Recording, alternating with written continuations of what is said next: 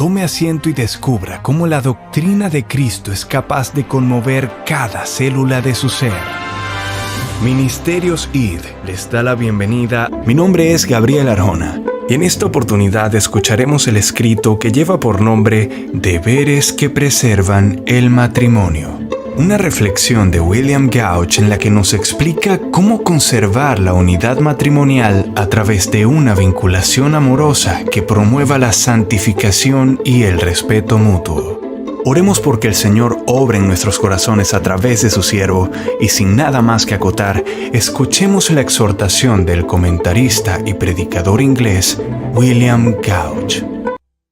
El primer deber, el principal y absolutamente indispensable entre el hombre y su esposa, es la unidad matrimonial, por la que ambos se consideran una sola carne y consecuentemente preservan su unión inviolable. Ese es el deber que el apóstol les recomienda con estas palabras: que la mujer no se separe del marido y que el marido no abandone a su mujer. 1 Corintios 7, versículos 10 y 11. Está hablando de la separación de la pareja que quebranta e invalida así el lazo matrimonial. Quiere que la unión se conserve firme e inviolable y que los dos que fueron hechos uno sigan siéndolo para que no vuelvan a ser dos. Esta unidad matrimonial es tan necesaria que no puede ser infringida ni disuelta aunque uno sea cristiano y el otro pagano. Dice el apóstol: si algún hermano tiene mujer que no sea creyente y ella consiente en vivir con él, no la abandone. Y si una mujer tiene marido que no sea creyente y él consiente en vivir con ella, no lo abandone. 1 Corintios 7, del versículo 12 al 13. Ahora quiero que hablemos acerca de la paz entre el hombre y su esposa. Entre otros medios para mantener un afecto cariñoso interior entre esposos, algunos de los principales son la paz, armonía y el acuerdo exterior. De hecho, el apóstol les exhorta a guardar la unidad del espíritu en el vínculo de la paz, Efesios 4:3, porque la paz es el lazo que amarra el uno al otro y hace que sean uno, aún uno en espíritu. Cuando sucede lo opuesto, la discordia exterior desune el espíritu de los hombres. La Biblia nos estimula a seguir la paz con todos. Entonces, ¿con cuánta más razón deben los maridos tener paz con sus esposas y las esposas con sus maridos? Son más cercanos que hermanos y hermanas. Entonces, ¿cuánto más bueno y cuánto más delicioso es el habitar el esposo y la esposa juntos en armonía? Salmo 133:1. Habitar juntos es algo que tienen que hacer, pero sin paz no hay un habitar juntos. Es mejor vivir en un rincón del terrado que con una mujer rencillosa en casa espaciosa. Proverbios capítulo 21, versículo 9 y 19 y capítulo 25, versículo 24. Es mucho mejor que las personas que no se llevan bien permanezcan alejadas. No debe ser así con el hombre y su esposa, sino que más bien tienen que vivir en paz. La paz entre ellos es reconfortante, habiendo sido expuestos a las discordias de otros. Se ha dicho que, en este sentido, la esposa es un remanso de paz para el hombre. ¿Cuánto más el hombre lo es para su esposa? Para mantener la paz, enumeraré algunos consejos. Primero, eviten ofender. Hasta donde sea posible, eviten las ofensas. El esposo debe cuidarse de no ofender a su esposa y lo mismo la esposa. Las ofensas causan discordia. En segundo lugar, no se ofendan. Cuando una parte ofende a la otra no debe darse por aludida. Así conservarán la paz. La reacción a las ofensas es lo que da inicio a las rencillas. En tercer lugar, procuren la reconciliación. Si ambos se enojan al mismo tiempo, el fuego se hará más grande. Por esta razón, sean rápidos en apagarlo. La ira no debe compartir la cama con los esposos, ni deben ellos dejar de compartir la cama por ella. Para que el fuego se apague más pronto, ambos tienen que esforzarse por reconciliarse. La gloria es del que da el primer paso, porque, de hecho, es bienaventurado por ser conciliador. No aceptar la conciliación cuando se ofrece es peor que ser pagano. Cuando surge la ira, el deber del cristiano es procurar calmar los ánimos, una gracia que viene de lo alto. En cuarto lugar, no permitan que se formen partidos. No lleven sus desavenencias a sus hijos, ni a sus sirvientes, ni a ningún otro familiar con el fin de que tomen partido con uno y se pongan en contra del otro. El hecho de que el hombre hable con cualquiera en su casa en contra de su esposa, o que la esposa lo haga en contra de su esposo, es por lo general causa de problemas entre ambos. En quinto lugar, no hagan comparaciones. Deben evitar criticar constantemente a su pareja, comparándola con otras personas o con sus esposos o esposas anteriores en caso de haberlos tenido. Las comparaciones de este tipo son muy dañinas. Suscitan muchos malos sentimientos y causan grandes discordias. En sexto lugar, no sean celosos. Sobre todo, hay que cuidarse de los celos imprudentes e injustos que son la desgracia del matrimonio y la causa mayor de disgustos entre el hombre y su esposa. Las personas celosas son rápidas para empezar riñas y buscar ocasiones para sembrar la semilla de la discordia. Toman cada palabra, cada mirada, acción y moción de la peor manera posible y en consecuencia se ofenden sin razón. Una vez que se encienden los celos, son como un fuego llameante fuera de control. Es imposible sosegar al que los tiene. En séptimo lugar, deleítense el uno al otro. En todas las cosas buenas, tienen que esforzarse por deleitarse el uno al otro, sacrificando su propia voluntad y evitando causarle un disgusto al otro. San Pablo hace notar que es el deber de ambos hacerlo, y describe el cariño mutuo que los esposos se tienen como un desvivirse por alegrarse mutuamente. Ahora, quiero que hablemos acerca de las oraciones mutuas de los esposos. El mayor interés de los dos debe ser el bien del uno y del otro, que Salomón aplica en particular a la esposa, es decir, hacer bien y no mal todos los días de su vida. Recordemos que el bien del hombre incluye su alma, cuerpo, buena reputación y bienes. Quiero referirme a la oración como un deber mutuo. Un deber general que incluye a todos los deberes es la oración. San Pedro exhorta que la relación entre esposos no sea un obstáculo para las oraciones. Da por sentado que la oración es un deber mutuo que uno le debe al otro, como el que Isaac demostró hacia su esposa, Génesis 25:21. Por medio de ella, que el hombre y su esposa se ayuden el uno al otro en todo lo que necesitan. Es el medio que Dios en su sabiduría ha santificado para obtener todas las bendiciones necesarias para otros y para uno mismo. Muchos la consideran un deber de poca importancia y de poco provecho.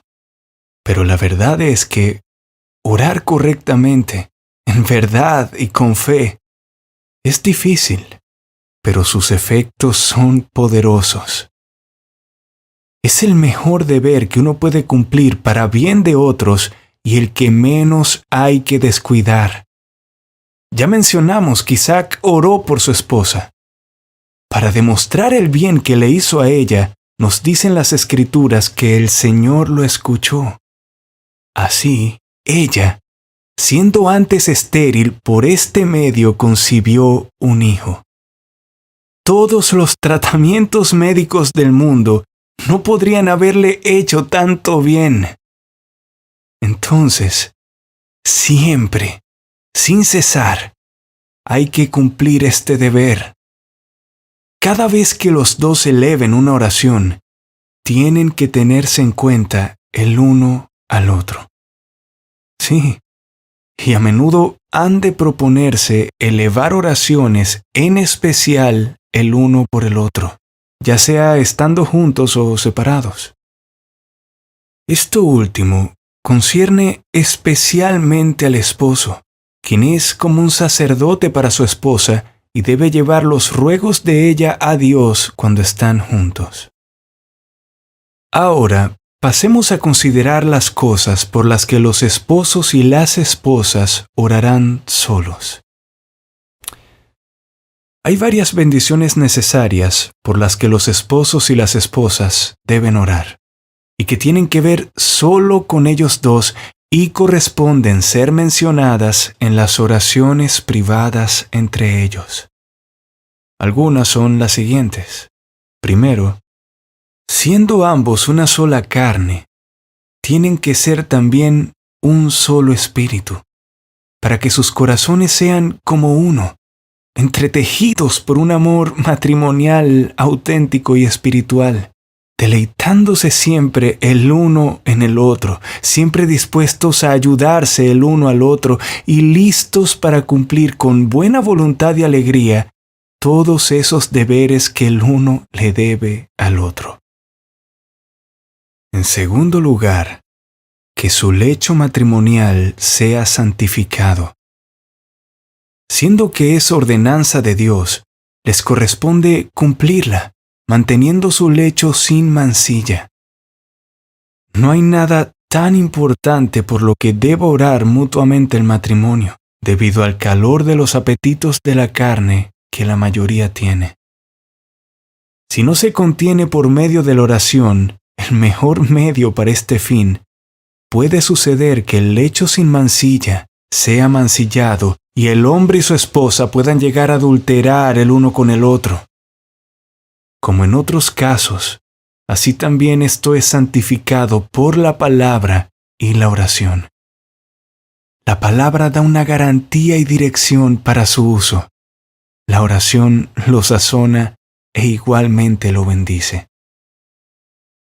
Tercero, deben orar para que puedan tener hijos y que éstos puedan ser herederos de la salvación y vivan en este mundo para su propio bien y el de los demás. En cuarto lugar, también deben orar para que Dios les dé capacidad en lo que se refiere a los bienes de este mundo y otros buenos medios para alimentar, nutrir y darles a sus hijos un buen futuro, y suficiencia para mantener a su familia y los bienes donde Dios los colocó. Y, en quinto lugar, para que los dones y las gracias que necesitan y faltan en cualquiera de los dos les sean dados, y que los males y las enfermedades a los cuales están sujetos puedan ser superados. Estas cosas y muchas similares brindan ocasión para que el hombre y su esposa oren de manera especial el uno por el otro y con otros. Pero, ¿qué acerca de la preocupación del esposo y de la esposa por su salvación mutua? Consideremos el deber particular de los maridos en este sentido. Del deber general de orar, que es provechoso para todo, Pasemos a las ramificaciones de las providencias relacionadas con el cuidado mutuo del hombre y su esposa. Comencemos con lo primero que deben procurar, a saber, el bienestar del alma del uno y del otro. El apóstol indica que es algo que hay que procurar, donde dice, porque ¿qué sabes tú, oh mujer, si quizá harás salvo a tu marido? ¿O qué sabes tú, oh marido, si quizá harás salva a tu mujer? 1 Corintios 7:16. San Pedro insta a las esposas a esforzarse por ganar a sus esposos, 1 Pedro capítulo 3 del versículo 1 al 5. Y San Pablo, por su parte, establece para los maridos cómo es el amor de Cristo, el cual tiene un especial interés por el alma y su salvación. Efesios capítulo 5 del versículo 22 al 32. Este es un deber de ambos que San Pedro subraya cuando dice que son coherederos de la gracia de la vida. 1 Pedro capítulo 3 versículo 7. El bien más grande que uno puede hacerle a otro es ser un medio que le ayude a obtener la salvación. Y no hay nada que pueda entrelazar más profunda y firmemente dos corazones que ser este medio. Pero ahora consideremos acerca de la preocupación del marido y de la esposa por ganar a su cónyuge cuando éste no es creyente. A fin de que el alma sea influenciada para bien, hay que tener muy en cuenta el estado presente del cónyuge en cuestión. Si uno es creyente y el otro no, el creyente debe usar todos los medios que pueda haber para lograr que el otro también crea. Si ambos son creyentes, su cuidado mutuo debe ser edificarse uno al otro en su fe.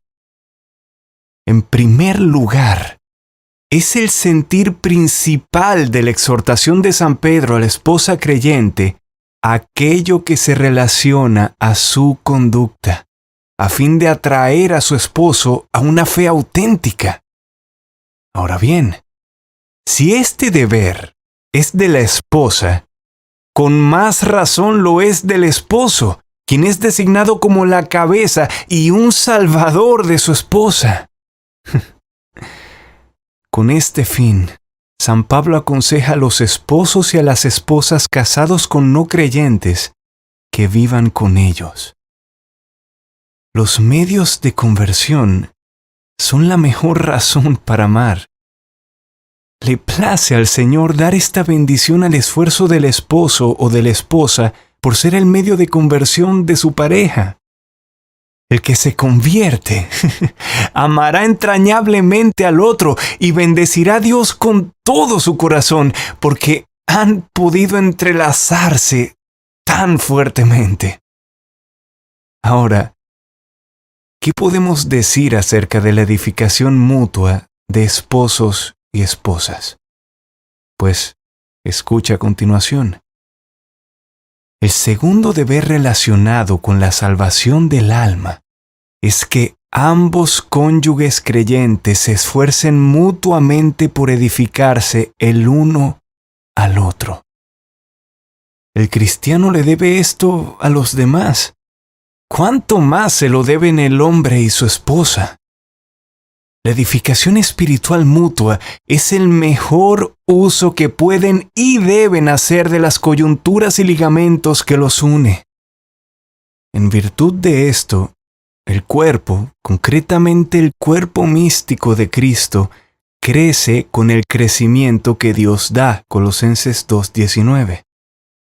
Ahora bien, teniendo este vínculo matrimonial y siendo el más firme de todos los demás y por el cual estamos íntimamente entrelazados, ¿en virtud de qué otro vínculo habríamos de edificarnos el uno al otro, sino en virtud del vínculo matrimonial?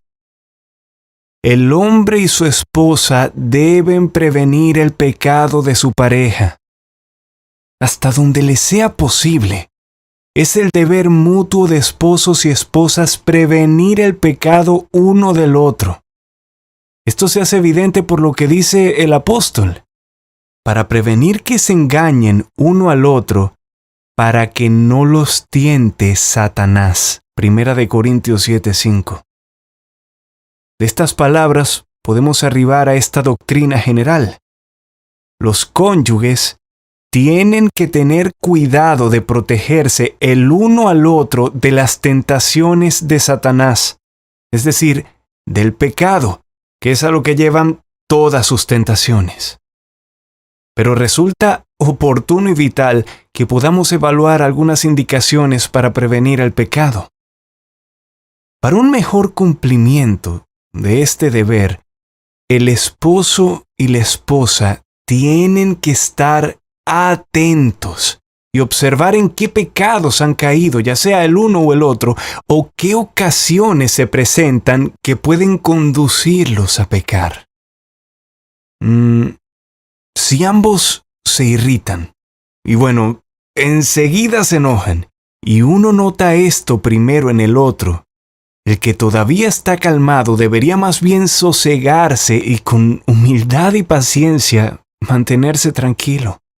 No sea que al explotar ambos al mismo tiempo, toda la familia sufra. Al esposo y la esposa les corresponde corregirse mutuamente los pecados. Ya sea que el esposo o la esposa ha pecado, el deber mutuo es que el que es inocente corrija al otro. Como si uno de ellos estuviera herido, el otro debe ocuparse de curar la herida. Esto es lo que hizo Abigail, esposa de Nabal, cuando se enteró de la furia de David contra Nabal por el desaire recibido de éste. Se apresuró a llevarle alimento y se humilló ante él. 1 Samuel 25:23. Esto conmovió tanto a David que se tranquilizó. Y sí, Abigail se tomó el tiempo para hacerle ver a su marido su falta y el peligro en que esto lo había puesto. Más directamente y con más éxito corrigió Jacob la superstición o idolatría de su esposa Raquel, como puede verse comparando Génesis 31:19 con los versículos 2 y 4 del capítulo 35. Un hermano no debe dejar que su hermano permanezca en pecado. ¿Cuánto menos puede la pareja dejar que esto suceda entre ellos? Es un corolario del odio ser indiferente al pecado ajeno. No debes aborrecer a tu hermano, dice la ley, y ser indiferente a su pecado, Levítico 19:17. Hacerlo es muestra y fruto del odio.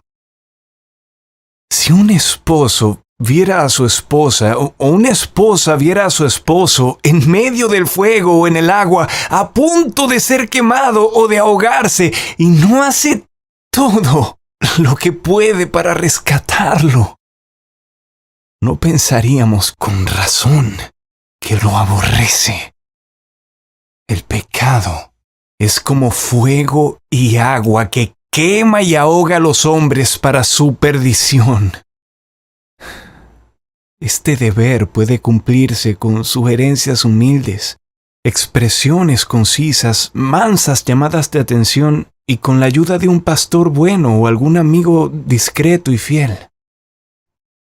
Concluyamos este tiempo reflexionando en cómo impulsar el crecimiento en la gracia.